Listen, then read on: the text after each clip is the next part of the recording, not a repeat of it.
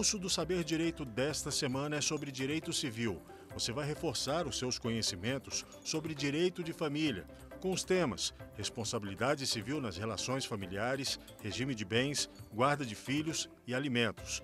As aulas são com a professora Larissa Kimmel.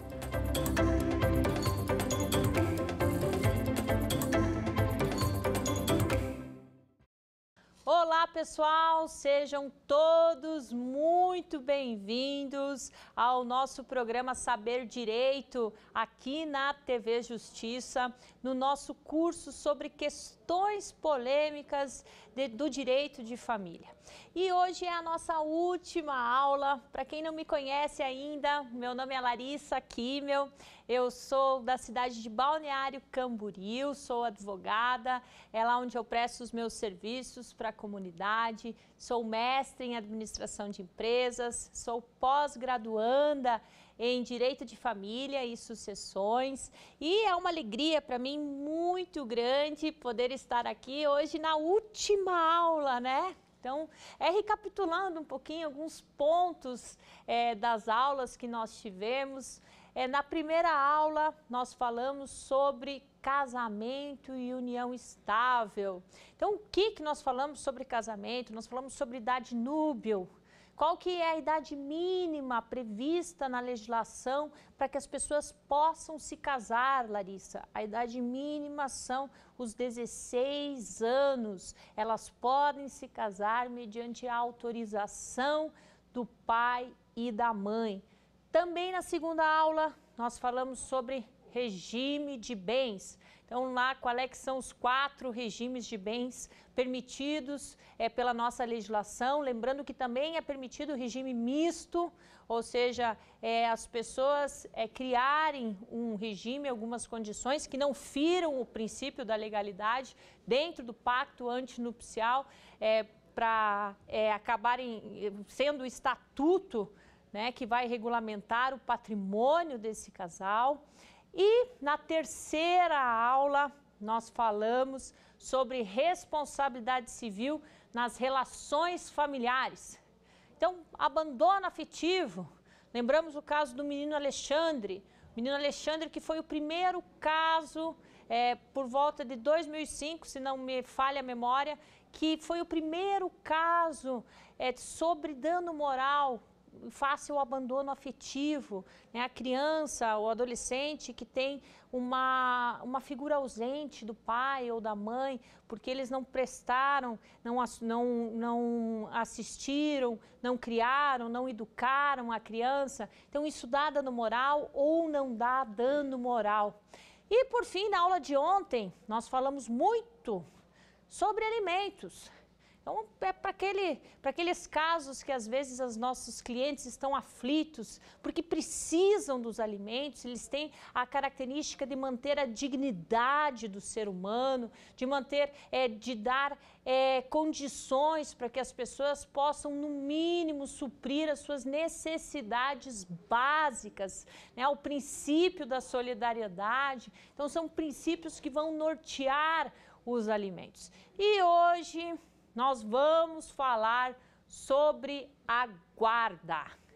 A guarda e as suas espécies. Pessoal, é um assunto bastante polêmico, que é muito importante que o pai e a mãe tenham a consciência sempre de buscar o melhor interesse para o seu filho.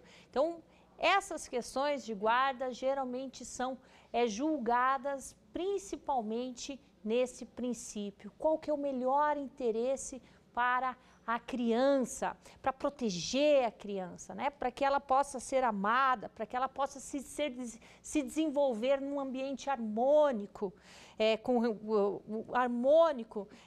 os pais, com a mãe, na sociedade. Então, é muito importante essa questão da guarda compartilhada, unilateral, que nós vamos falar hoje.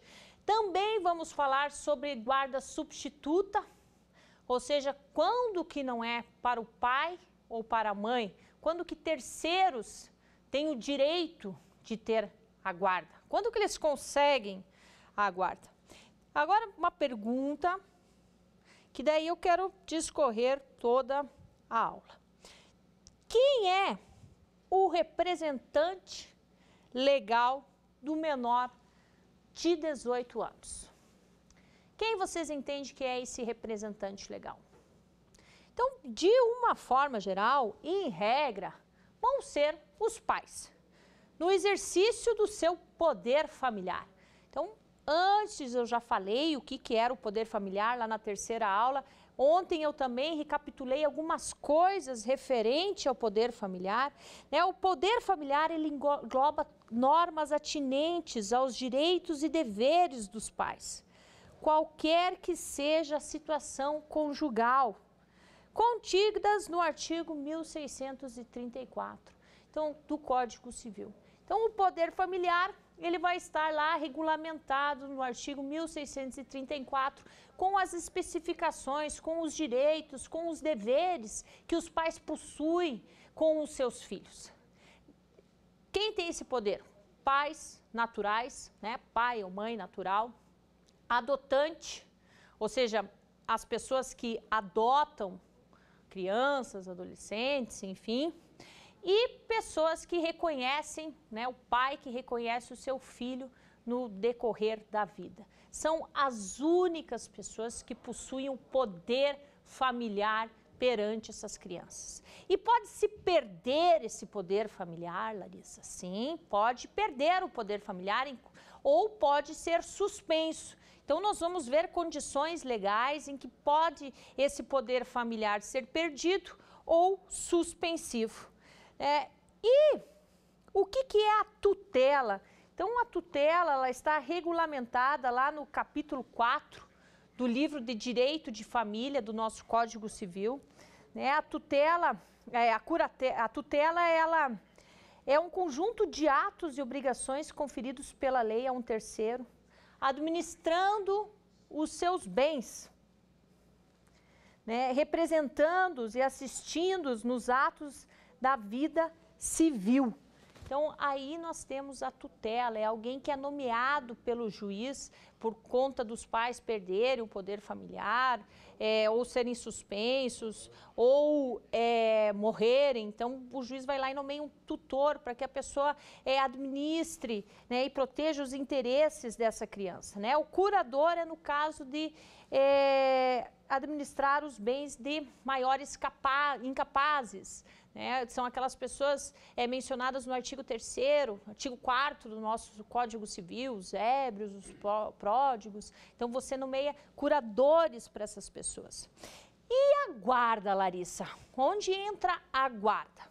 Então, a guarda, você tem o guardião, em que o juiz, quando ele define a guarda para uma pessoa, ele nomeia, ele dita lá qual é que são os deveres e as responsabilidades, os direitos que essa pessoa vai ter com relação àquela criança ou aquele adolescente.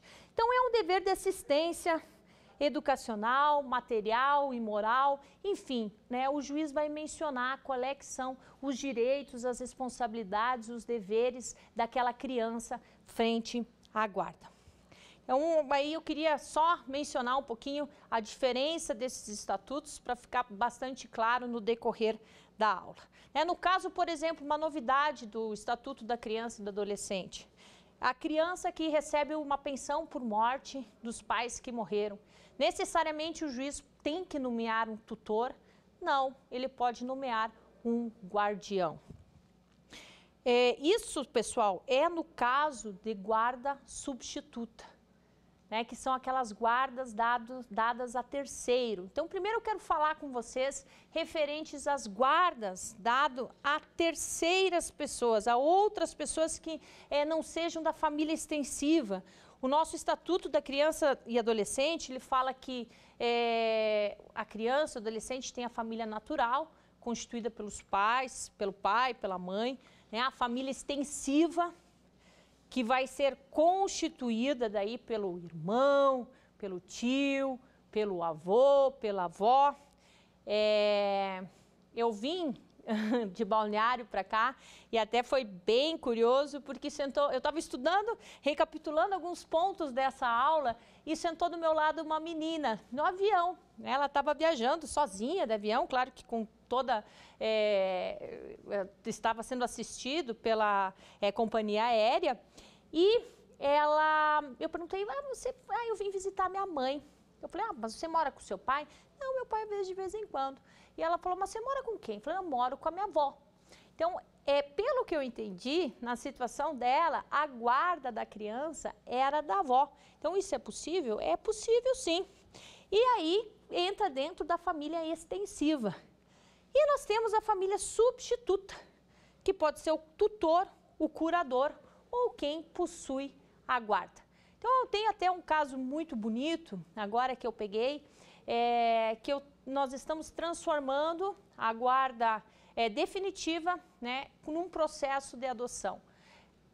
A seguinte situação, quando a criança nasceu, a mãe, por uma série de motivos, não se via em condições de arcar, né, com os deveres legais de sustentar, de criar aquela criança, e acabou ficando com a sogra da minha cliente. Então, a sogra da minha cliente criou a criança, né, deu carinho, tinha guarda, né, enfim, atenção, né, criou-se um afeto, uma relação de afeto com aquela criança. E depois, com o passar dos anos, a criança já tinha por volta de... não era mais uma criança, era uma adolescente, por volta dos 14 anos, essa senhora faleceu. E a minha cliente e o seu marido, no caso o marido era o irmão, não era o irmão porque não era adotado, mas era praticamente, em termos de laços afetivos, né, um irmão para aquele menino, acabou pegando ele, tendo a guarda provisória dele.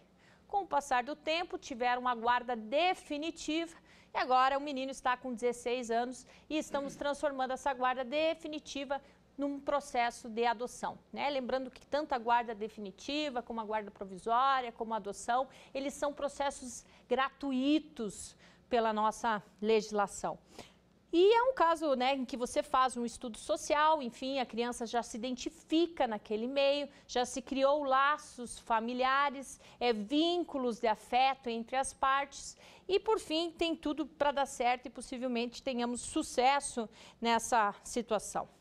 Esse é um caso de família, daí acaba indo, né, para a família de adoção, né? Então, família substituta só quando é a guarda, tutor ou curador. A família acolhedora não é uma guarda, mas é uma situação transitória. Geralmente são aquelas pessoas em que as crianças ficam antes de serem adotadas ou de terem a guarda provisória ou definitiva de alguém. Então, quando que é dado a guarda, Larissa, para a terceira pessoa? Então, o artigo 1584 do Código Civil, parágrafo 5º, determina que se o juiz verificar que o filho não deve permanecer sobre a guarda do pai ou da mãe, deferirá a guarda à pessoa que revele compatibilidade com a natureza da medida. Considerados de preferência o grau de parentesco e as relações de afinidade e afetividade. Então, né, quando o juiz verifica que o pai e a mãe não tem condições, né, de exercer o poder familiar, ou quando já tem até uma suspensão do poder familiar, ou até mesmo quando já se perdeu o poder familiar, né? E eu quero até falar com vocês em que caso que se perde o poder familiar. Vamos lá. O artigo 1635 do Código Civil fala: extingue-se o poder familiar pela morte dos pais ou do filho, pela emancipação nos termos do artigo 5º, parágrafo único, pela maioridade, pela adoção, por decisão judicial na forma do artigo 1638.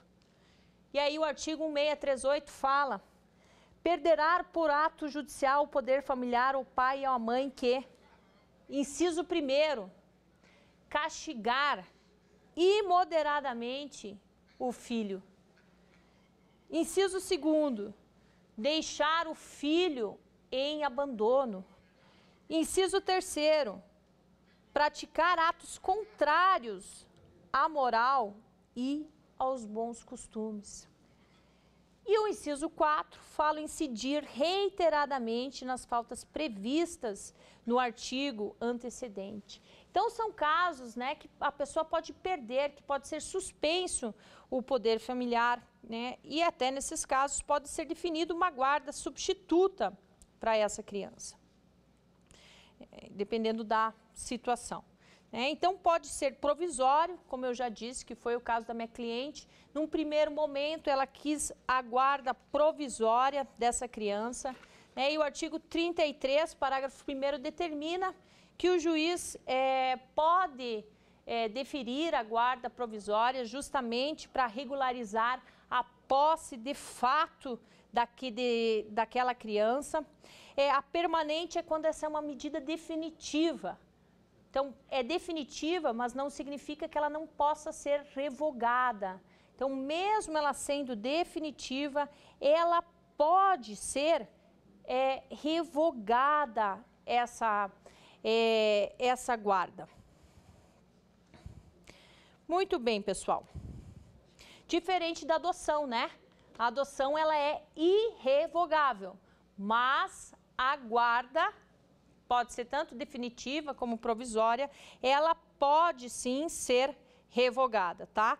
Tem uma outra questão aqui que eu acho bem interessante, que está relacionada às guardas previdenciárias. Então, Larissa, né, o que acontecia muito no passado? Se tinha guarda, muitas vezes o avô, a avó tinha a guarda previdenciária, apenas para garantir, no caso de morte, que as pessoas ganhassem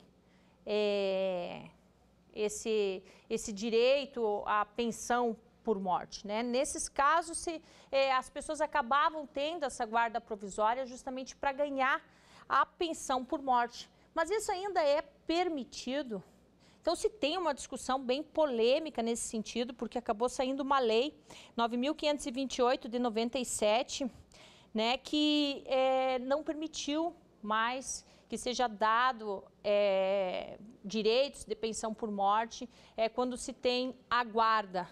Mas o artigo 33, parágrafo 3º, que também é uma lei específica, né, do Estatuto da Criança e do Adolescente, determina que a guarda confere a condição de dependentes para todos os fins e efeitos de direito, inclusive previdenciário. Então, se tem aí uma discussão que vai caber a cada julgador decidir conforme as circunstâncias do fato do caso em concreto, né? Se leva muito em consideração se essa guarda foi feita somente para efeitos previdenciários ou se essa guarda realmente era real, se os avós tinham a guarda dessa criança. Então, é considerado muitos fatos, o caso concreto nesse sentido, para o julgador determinar se é direito ou não daquela criança ter a pensão, né, face a essa questão previdenciária. Enfim, pessoal, né, como eu falei para vocês, os pais, eles são os sujeitos dos deveres familiares, né, são deveres de ambos os cônjuges, o sustento, a guarda e educação dos filhos. Eu falei agora um pouquinho com relação à guarda substituta, então, quando que se pode ser determinada uma guarda substituta, e agora, que é naqueles casos de família substituta, e agora eu quero falar de algo extremamente polêmico, que é motivo, muitas vezes, né, para litígios sem fins no nosso judiciário. E aí que eu acho que vem o grande diferencial do advogado, do operador de direito, no sentido de buscar, muitas vezes, a conciliação das partes. Então, conforme nós já vimos até na aula, acho que é a aula 3ª, né, se tem até uma recomendação do Ministério Público, para que o Ministério Público, ele haja por bem de orientar as pessoas, os genitores, da importância da guarda compartilhada. A guarda compartilhada, ela veio justamente no nosso estatuto, no nosso ordenamento jurídico, para proteger que qualquer genitor seja alvo de alienação parental. Então, a guarda compartilhada, ela veio com esse intuito. Hoje é a regra. Uma pessoa, para não ter guarda compartilhada, ela tem que ter o seu poder familiar suspenso ou perdido. Ou ela tem que falar para o juiz, eu não quero a guarda compartilhada porque eu não tenho condições, enfim. Pode a outra pessoa ficar com a guarda, eu fico com o direito de visitas e tá bom, eu viajo demais, enfim, tem uma série de questões que acaba não dando para ele condições de ter a guarda compartilhada, e ele pode optar por isso. E no nosso ordenamento civil, no nosso ordenamento jurídico, existem 2 tipos de guarda, que é a guarda compartilhada e é a guarda unilateral. Existe, pessoal, em outros países, a questão da guarda alternada. Então, o nosso legislador entendeu que essa guarda alternada, ela não ia ajudar as nossas crianças, os nossos adolescentes a se desenvolverem de uma forma harmônica, adequada, que ela acabava tirando o referencial da criança, onde é que é a casa mesmo que eu moro. Por quê?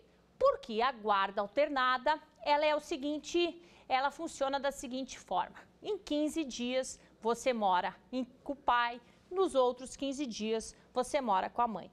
Eu esses dias estava vendo o Instagram, inclusive eu vi que tinha um casal de famosos que estava morando em outro país e escolheram a guarda alternada para criar os seus filhos, Estavam separados, escolheram a guarda alternada e aí a mãe falou, vai morar 15 dias comigo e 15 dias com o meu pai, com o pai das crianças. E eu pensei, vamos fazer a guarda alternada nesse país que eles estão, isso é possível. Mas no Brasil não se entendeu dessa forma, não temos, nós não temos no nosso ordenamento jurídico a possibilidade da guarda alternada. Fica entre essas 2 guardas, que é a compartilhada e a unilateral. Então, são as 2 possibilidades que nós temos realmente no nosso ordenamento jurídico com relação à guarda. Larissa, muito bem.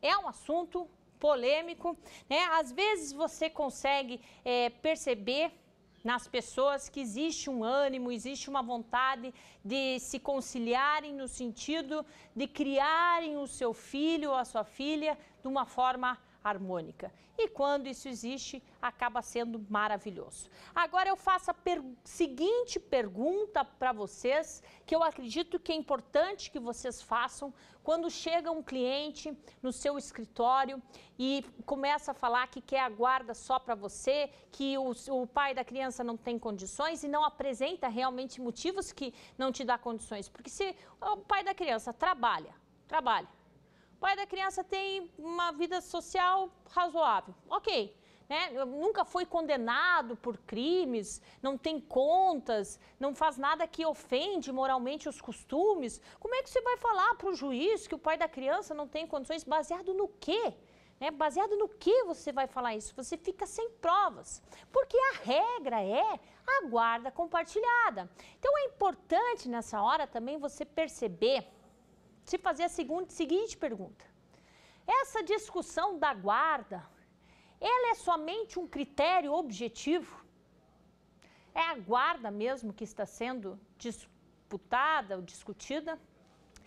Ou, muitas vezes, as partes do processo querem, através dessa criança, ter confortados as suas frustrações, as suas angústias, os seus lamentos, as suas tristezas. Imagina, a pessoa às vezes se separa, fica triste mesmo, todo aquele casamento, aquela coisa linda, aí não deu certo, enfim, se teve traição, não teve traição, tem inúmeros motivos que levam a mágoas.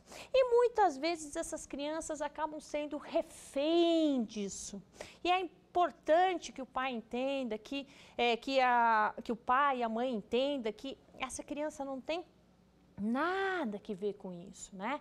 Por isso que hoje em dia o nosso judiciário está aplicando a guarda compartilhada como uma regra. Então, o que é a guarda compartilhada?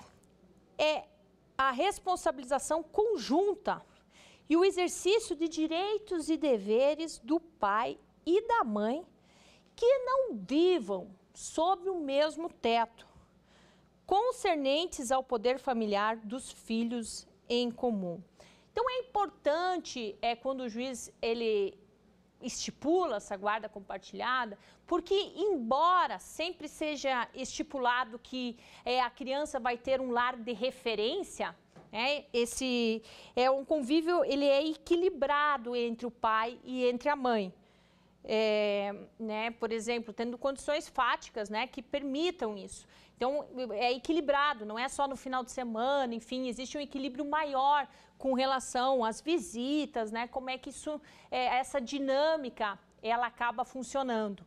E, aliás, quanto melhor você conseguir especificar isso na própria homologação do acordo para o juiz, perceber com as partes como é que vai funcionar essa dinâmica do dia a dia de vocês, melhor as coisas acontecem, para se ter pré-estipulado como é que as partes, os genitores entendam que é o ideal, conforme os horários até dessa criança, para que ela possa conviver tanto com o pai ou tanto com a mãe.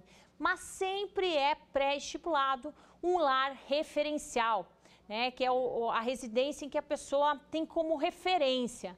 Mas embora se tenha esse lar referencial, a criança ela envereda uma ideia de que ambos têm responsabilidades, direitos, deveres com a sua pessoa. Então, o que fica de obrigação com os dois, acaba dividindo o tempo, tendo mais equilíbrio nesse tempo, nessa convivência com ambos os genitores. Por isso que é tão importante a guarda compartilhada.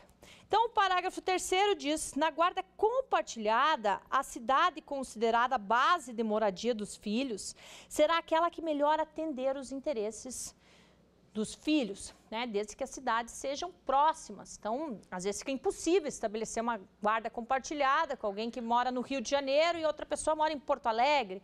Existem situações que, embora o juiz julgue muito com base nos fatos, no caso concreto, mas essa guarda compartilhada, essa distância, tem que ser compatível para as pessoas exercerem essa convivência, esse equilíbrio na convivência. Lembrando, pessoal, que toda vez que um cônjuge, uma vez que já foi pré-estipulado a cidade que os cônjuges moram e a rotina da criança, a guarda compartilhada, o cônjuge quer mudar de cidade, ele não pode pegar a criança, simplesmente botar no carro e mudar de cidade. Não, tem que pedir a autorização judicial e provar os motivos de por que essa mudança é uma boa, até como o fato de precaver a alienação parental. Tá, pessoal? Então, fica aí algumas considerações bem importantes com relação à guarda compartilhada. Tem alguns doutrinadores que são contra a guarda compartilhada. Eles entendem que a guarda compartilhada, ela só é possível se há o bom senso entre as pessoas. Então, uma vez que não há o bom senso entre as pessoas, é impossível, Larissa, se ter uma guarda compartilhada. Porque como é que nós vamos ter uma guarda compartilhada se não tem o bom senso entre os pais? E aí acaba virando uma guerra muito maior, porque acabam se vendo mais. Acabam tendo mais presença física um do outro. Então, o juiz, como forma sempre de visar o melhor interesse para o menor, vai determinar. E nesses casos, conforme for o entendimento deles, como eu disse, é a regra, mas existe ainda uma corrente minoritária que entende que esse caso não é bom guarda compartilhada quando as partes não conseguem se entender, aí ele pode designar uma guarda unilateral. Muito bem, Larissa. E como que é feito a guarda unilateral? O que é a guarda unilateral? Então, nós vamos lá para o artigo 1583 do Código Civil, que diz que a guarda será unilateral ou compartilhada. Né? No parágrafo 1º nós temos: compreende-se por guarda unilateral atribuída a um só dos genitores, ou alguém que a substitua, nos termos do artigo anterior que a gente viu. Então, essa guarda unilateral, ela é quando é só para um dos genitores e o outro ele tem o direito a visitas, né? Ficando, inclusive, né, do dever de prestar alimentos, né? Não que guarda compartilhada também tem o dever de prestar alimentos, porque às vezes as pessoas dizem, guarda compartilhada não precisa. Não, dependendo da residência, de onde fica o menor, e não só da residência onde fica o menor, mas a questão de quanto tempo, do equilíbrio do tempo, é estipulado um valor também de pensão para que essa criança tenha o suprimento das suas necessidades básicas. E na guarda unilateral também, como eu disse, o juiz ele analisa muito as condições fáticas, todas as condições com relação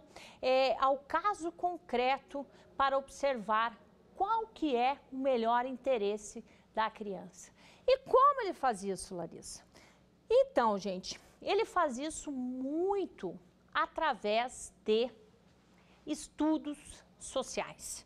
Então, através de estudo social, né, que a gente chama. Através de psicólogos, visitando as residências, né, avaliando quem mora tudo com o cônjuge, ou se mora sozinho, aonde mora. Então, depois até eu vou ver uma jurisprudência que fala sobre isso, bem bacana. Então, quais são... o que o juiz ele observa na hora de definir uma guarda unilateral, né, que você pode definir guarda unilateral, como eu disse, corrente minoritária entende que ela pode ser definida no caso de as partes não se entenderem, no caso delas não se entenderem. Tem gente que fala, não se entendem, eu não vou aplicar uma guarda unilateral aqui. Compartilhado. É melhor que more só com essa criança e o outro venha só visitar. É melhor que compartilhar esses direitos e deveres. Ou às vezes quando vai mudar em outra cidade, para outra cidade. E aí, né, é que as pessoas elas acabam muitas vezes gerando uma série de litígios judiciais, muitas vezes intermináveis no nosso judiciário.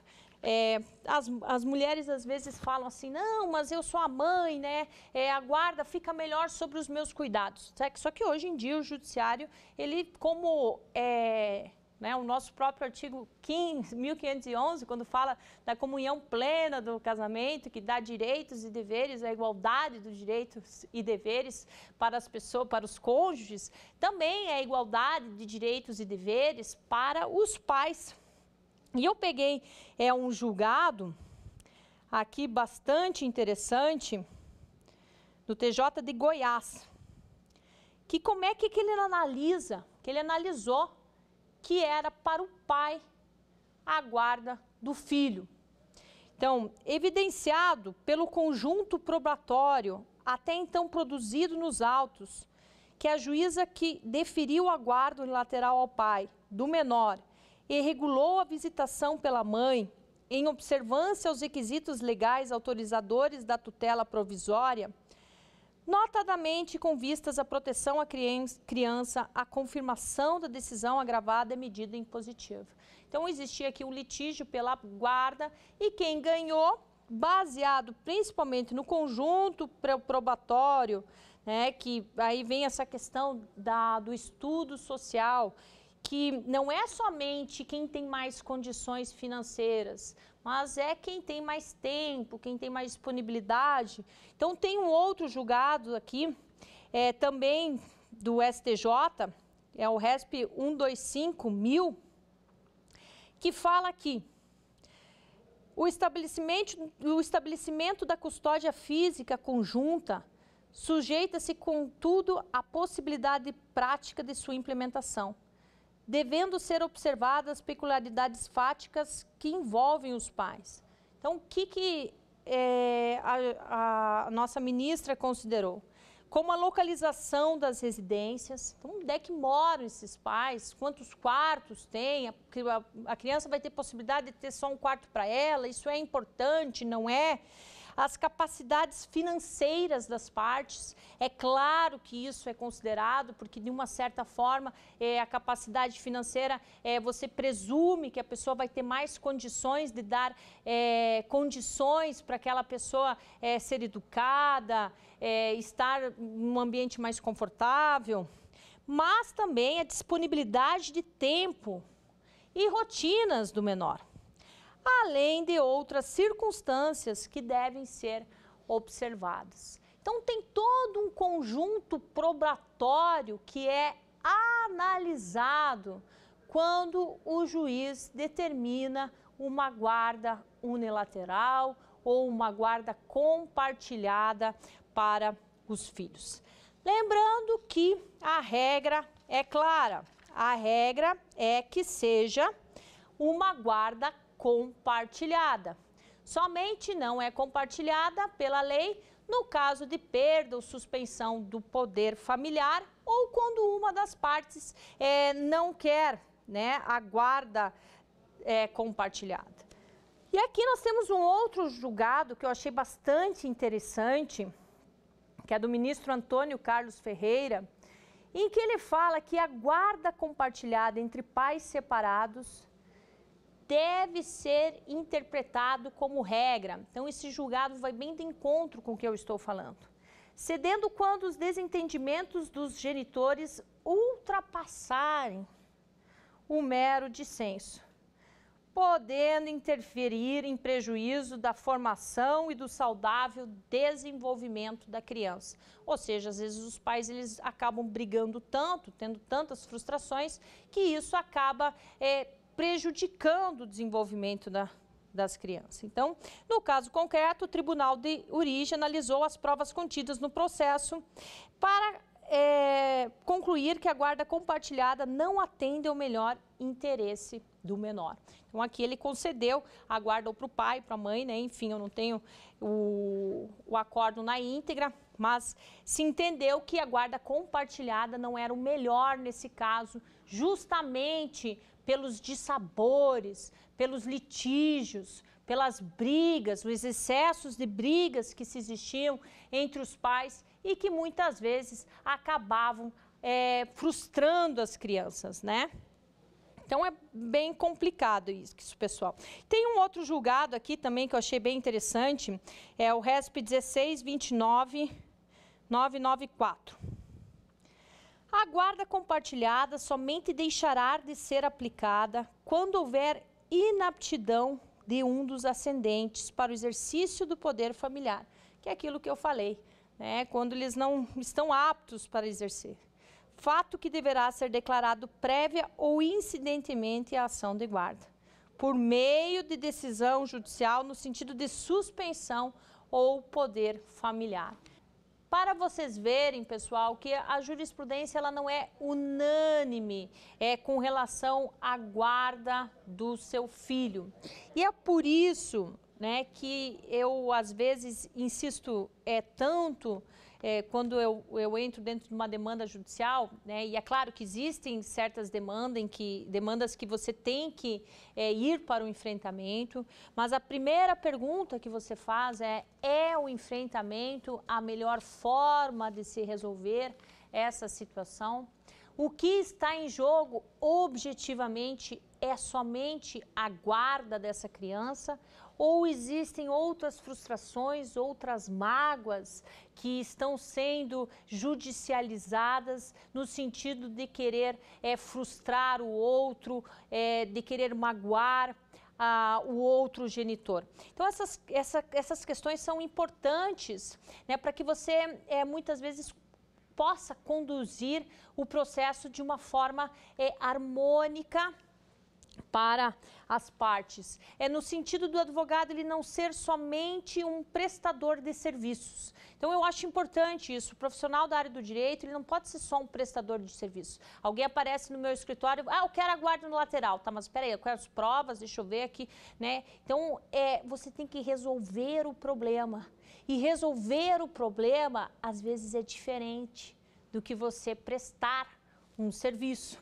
Eu prestar um serviço, às vezes eu posso fazer aquilo que o meu cliente quer, mas não necessariamente eu vou resolver o problema dele, porque às vezes eu vou criar até mais problemas ainda para ele do que realmente resolver a situação. Então é importante nessa hora haver uma escuta qualificada, que a gente saiba, não se envolver emocionalmente com a situação, justamente para dar o melhor caminho, né? Conduzir a ação para o melhor caminho, que no caso também é proteger os interesses, proteger o melhor interesse para essa criança.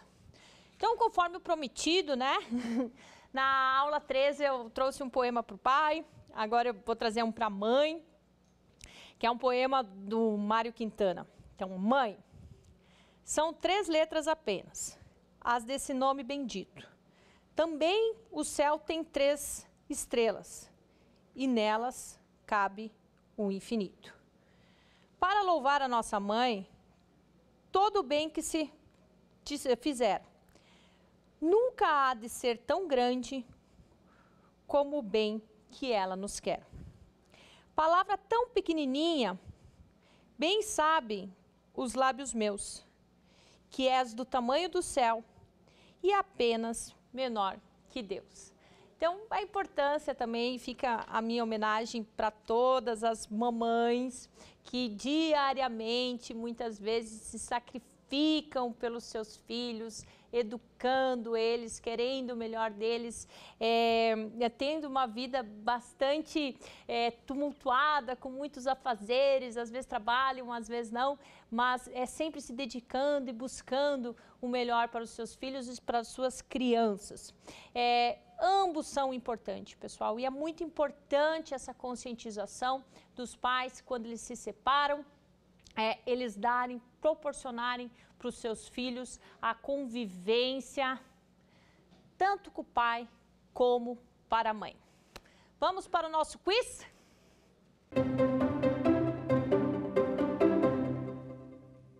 A regulamentação da guarda dos filhos de pais separados no direito brasileiro vem sofrendo alterações desde a Lei de Divórcio, Lei 6515 de 77, que foi uma lei, inclusive, que eu trabalhei muito na primeira aula, procurando atender à orientação constitucional de prevalência do interesse e de ampla proteção à criança e ao adolescente.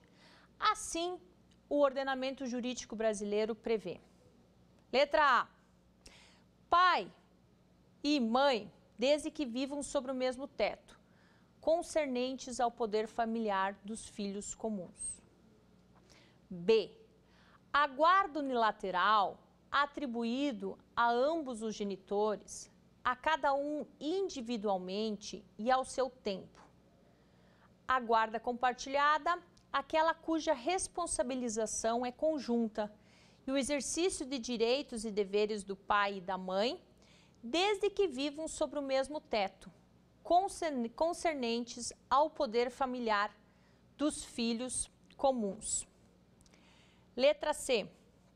A guarda unilateral atribuída a um só dos genitores, não se admitindo a sua substituição por outra pessoa, na qual a responsabilização é conjunta dos pais que não vivem sobre o mesmo teto, concernentes ao poder familiar dos filhos comuns. Letra D.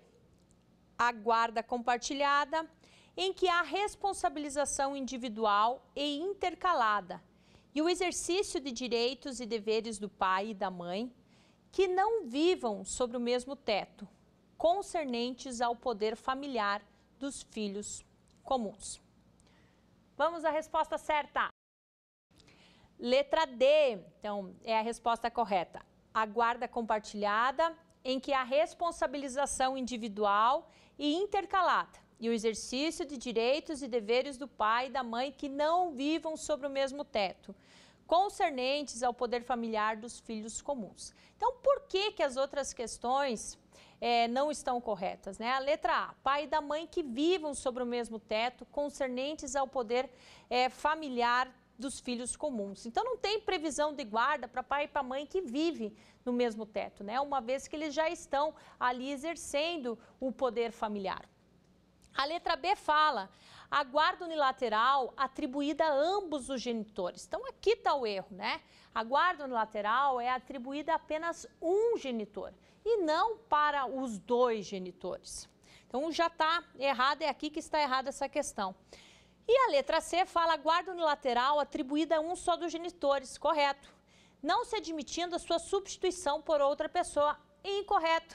Porque, como eu já disse, o juiz analisando o caso concreto e verificando que pai e mãe não têm condições ou têm seus poderes familiares comprometidos, seu poder familiar comprometido, ele pode sim designar a guarda para uma terceira pessoa, né, podendo ser de uma família extensiva, que são os avós, os irmãos, ou pode designar para uma família substituta, que daí vem o caso dos guardiões, né, que é o caso, inclusive, daquela minha cliente que eu falei para vocês, que depois da guarda provisória, definitiva, agora estão convertendo esses processos todos em adoção.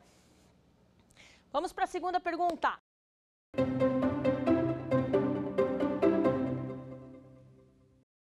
Em relação ao Instituto da Guarda, assinale a alternativa correta. Letra A. A guarda destina-se a regularizar a posse de fato. Letra B. A guarda não poderá ser oposta contra os pais naturais. Letra C. Uma vez concedida, a guarda não poderá ser revogada.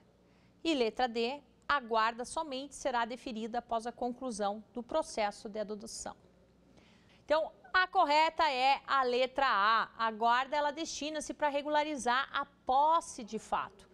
Então, a letra B fala, a guarda não poderá ser oposta contra os pais naturais. Pode ser oposta, sim, a partir do momento que as pessoas têm a guarda definitiva ou provisória da criança, né? Os pais têm os seus poderes familiares comprometidos, então o juiz, a criança pode opor os pais naturais, porque eles são detentores da posse de fato dessas crianças. Então, uma vez concedida, a guarda não poderá ser revogada. Errado. O que não pode ser revogado é o Instituto da Adoção. Então, a guarda, ela pode ser revogada, sim. Então, a guarda somente será deferida após a conclusão do processo de adoção. Não, essa aqui não, né? A guarda, ela pode ser conferida tanto no processo próprio de guarda provisória ou de guarda definitiva, e a adoção é outra coisa. Então, a adoção, ela é um instituto próprio, inclusive quando você entra com a ação de adoção, você também tem que entrar com a destituição do poder familiar dos pais biológicos daquela criança ou daquele adolescente. Vamos para a terceira pergunta.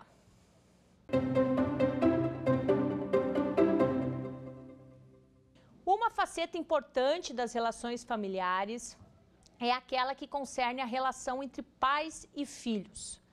Sobre o Instituto do Poder Familiar, também designado em sede doutrinária de autoridade parental. O Código Civil em vigor dispõe o seguinte: o exercício do poder familiar extingue-se ao pai ou à mãe condenados por sentença irrecorrível, em virtude de crime cuja pena exceda a 2 anos de prisão. Os pais, quanto à pessoa dos filhos menores, têm competência de reclamá-los a quem ilegalmente os detenha. O poder familiar do pai ou da mãe que castigar imoderadamente o filho suspende-se por decisão judicial. A separação judicial, o divórcio e a dissolução da união estável alteram as relações entre pais e filhos, exceto quanto aos direitos que aos primeiros cabe, de terem em sua companhia os segundos. Vamos à resposta certa? Muito bem, letra B, é previsto lá no artigo, quando fala do poder familiar, então está bem clara a previsão legal, né, que compete a ambos os pais, cuja, qualquer que seja a sua situação conjugal, o pleno exercício do poder familiar que consiste enquanto aos filhos. E um deles é o inciso 8, reclamá-los de quem ilegalmente os detenha. Lembrando que quando você tem a guarda, você não está numa condição ilegal, tá? Outra, por que as outras estão erradas? Então, o exercício do poder familiar extingue-se? Não, ele suspende-se ao pai ou à mãe condenados por sentença irrecorrível, em virtude de crime, cuja pena exceda 2 anos de prisão. Ele suspende-se, não extingue, né? E aqui é ao contrário, a letra C. Então, uma pegadinha isso aqui, tá, pessoal? O poder familiar do pai ou da mãe que castigar imoderadamente o filho suspende-se por decisão judicial. Não, ele extingue-se, né, por decisão judicial. E a separação, e essa aqui também é uma pegadinha, olha só. A separação judicial, o divórcio e a dissolução da união estável altera as relações entre pais e filhos. É verdade, altera. Exceto quanto ao direito. Exceto quanto ao direito e aos deveres. Não é só quanto ao direito, é os deveres também, que aos primeiros cabe, de terem sua companhia os segundos. Então, por conta disso, a resposta correta ali era a letra B. Muito bem, pessoal, chegamos ao fim do nosso curso sobre questões polêmicas no direito de família. Eu espero que vocês tenham gostado das nossas aulas. Quero deixar à disposição de vocês as minhas redes sociais. Larissa Kummel, Kummel, embora tenha trema, se fala Kimmel, mas, né, em virtude de redes sociais não tem trema, então está Kummel lá, né? Então, quiser, me acha lá nas redes sociais e pode tirar as suas dúvidas. Eu sempre estou compartilhando dicas com vocês. Então, o que eu destaco da aula de hoje que foi importante, né? Primeiro, a questão da mediação. Então, como vocês viram, não se tem uma posição jurisprudencial consolidada com relação ao assunto. Em regra, é a guarda compartilhada. Só perde a guarda compartilhada no caso de não poder exercer o poder familiar, um dos genitores. A regra é essa. Só que tem jurisprudências que entendem que às vezes a relação é tão desarmônica entre os pais que acaba comprometendo o desenvolvimento do filho. E aí, entendem, nesse caso, que o melhor a fazer é, então, dar a guarda unilateral para um dos pais, que vai ser julgado conforme o estudo social, as condições, tanto de tempo, disponibilidade para estar com a criança, né, conforme a rotina dela, a capacidade financeira desse genitor, aonde que ele mora, onde é que é a residência dele. Então, essas coisas todas são observadas pelo juiz na hora que ele vai definir uma guarda unilateral. No entanto, o melhor que nós temos a fazer realmente nesses casos quando não é necessário, salvo as exceções em que é importante também o enfrentamento, principalmente quando acontece uma injustiça muito grande, né, uma desarmonia a ponto de prejudicar o desenvolvimento dessa criança ou algum fato grave referente ao outro cônjuge e ao tratamento que ele dá ao outro cônjuge, ao outro genitor e o tratamento que ele dá para esse filho, mas caso não existam essas condições, nós temos que lutar e buscar pelo consenso, justamente porque essa é uma situação que vai se perpetuar pela vida toda. Então, é importante que as pessoas tenham essa consciência de buscar a guarda compartilhada e uma harmonia, né, com o outro genitor para que o seu filho tenha mais alegria, mais felicidade, né, harmonia no seu lar e se desenvolver de forma apropriada. Lembrando que essas aulas elas ficam disponíveis no nosso YouTube, né, do Saber Direito. Então, se você perdeu alguma aula, quer ir lá ver, está disponível lá. Inclusive, eu tenho alguns artigos que eu citei na aula anterior, elas se interligam. Então, é importante, né, vocês assistirem todas as aulas. Quero agradecer a atenção de vocês, a audiência. Muito obrigada. Fiquem com Deus e qualquer coisa estamos à disposição de vocês. Quer dar uma sugestão de tema para os cursos do Saber Direito?